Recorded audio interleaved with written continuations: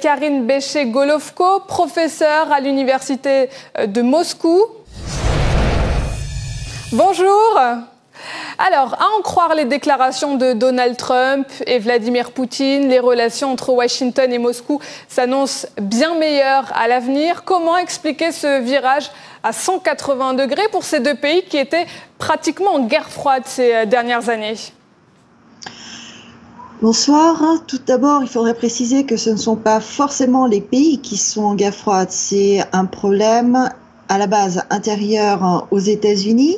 Il y a une guerre des élites qui se déroule aux États-Unis. L'arrivée de Trump a perturbé le paysage politique et le fait même de ce sommet, de la possibilité de ce sommet, montre que le président américain a repris la main. Ce qui ne veut pas dire que maintenant Trump va défendre les intérêts russes, ce que l'on a vu sur la question du gaz, ce dont la Russie est parfaitement consciente, mais chaque pays va pouvoir reprendre un dialogue et l'on espère dans le cadre d'une concurrence saine et loyale. Alors, si on n'a pas assisté à une bromance entre les deux chefs d'État, comme c'était le cas entre Donald Trump et Emmanuel Macron, les présidents russes et américains ont tout de même paru sur la même longueur d'onde durant cette conférence de presse. D'une certaine manière, on peut féliciter et se réjouir plutôt que les relations entre les présidents russes et américains n'aient pas été semblables qu'entre le président Trump et le président Macron, parce que épouser gentiment la veste de son collègue n'a jamais été une démonstration de grand respect. Donc effectivement, il y a eu, on va dire, beaucoup de solennité, il y a eu beaucoup de sérieux, ce que requiert l'événement. Alors qu'il s'agisse de la Syrie, de la Corée du Nord ou encore des soupçons d'ingérence russe dans la présidentielle américaine de 2016, les sujets qui fâchent ne manquent pas. Est-ce que les deux pays peuvent passer outre leurs désaccords d'après vous ? Ils ne pourront pas passer outre leurs désaccords. Ce qui est important, c'est de reconnaître quels sont réellement ces désaccords et de les replacer dans le cadre juridique. Il ne faut pas oublier une chose, ce qu'ont parfaitement affirmé les deux présidents, ce qu'a rappelé très clairement le président Poutine. Sur certains points, il y a un accord. Sur certains points, il y a des intérêts divergents. Leurs intérêts ne deviendront pas convergents parce que ces deux hommes se sont rencontrés.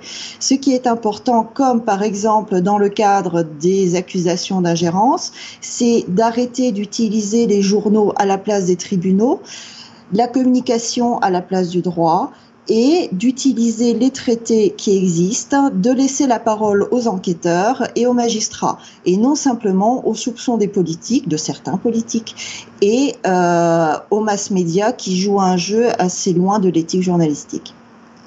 Les relations entre Moscou et Washington étaient au plus bas ces dernières années. Elles ont empiré avec l'arrivée de Donald Trump au pouvoir, vous l'avez dit. Ce sommet semble changer la donne, si l'on en croit les deux chefs d'État, russes et américains. Est-ce que selon vous, il va y avoir un avant et un après Helsinki ? Ça, nous le saurons en fonction, je dirais, du retour de Donald Trump aux États-Unis. Comme nous l'avions vu avec les sénateurs américains qui sont venus en Russie, le discours qu'ils ont tenu en Russie a parfois été assez éloigné de celui qui a été tenu ensuite lorsqu'ils sont venus aux États-Unis. Il est vrai que Donald Trump, lui, a une force représente une certaine force politique qui reprend la main. Dans quelle mesure il sera capable à l'intérieur de son pays d'endiguer les forces qui veulent absolument lutter contre le rapprochement et la coopération des États-Unis et de la Russie, parce que ce serait une atteinte potentielle à ce monde global contre lequel lutte Trump, ça nous le verrons assez prochainement. Voir si cela restera simplement des paroles, si derrière il y aura réellement un changement de politique qui sera mis en place. Il faut attendre encore quelques temps pour voir comment la situation va évoluer, mais dans tous les cas, le fait même que cette rencontre ait eu lieu est importante, parce que en soi, c'est déjà le rétablissement d'un dialogue et l'affirmation de la volonté de ce dialogue. C'est ce que l'on retiendra de ce sommet ? Je pense qu'effectivement, on retiendra de ce sommet cette volonté d'endiguer une tendance qui est, je dirais, suicidaire pour une grande partie du monde, notamment pour les pays européens, parce que si Trump lutte contre l'Union européenne, comme il le dit ouvertement, il est pour la restauration des États-nations. La Russie est un État souverain, l'Europe et les pays, plutôt les pays européens, ont eux aussi à reprendre en main leur souveraineté pour pouvoir revenir dans ce concert des nations, ce qui permettra alors d'établir un nouvel équilibre international. Ce sommet donne l'espoir de la possibilité d'entrer sur la voie de ce dialogue. Ce n'est que le début d'un chemin, à nous le prendre.